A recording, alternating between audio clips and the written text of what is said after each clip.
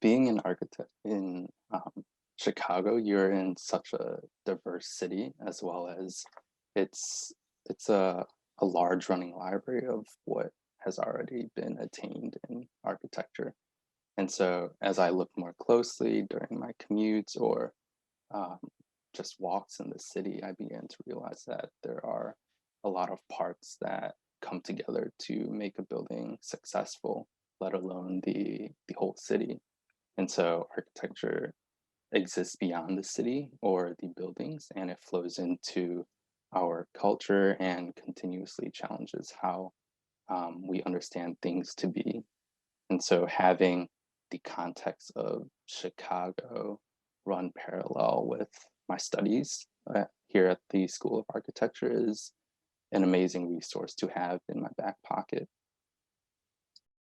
You can walk down here and see the evolution of like cast iron buildings and just like a series of things.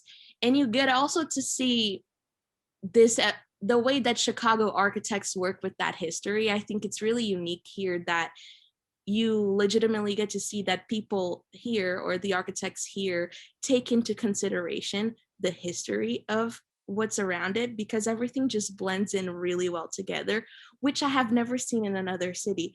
When I came here, I was super surprised, and I still walk around here in awe with the amount of things. Like even the cemeteries here are interesting.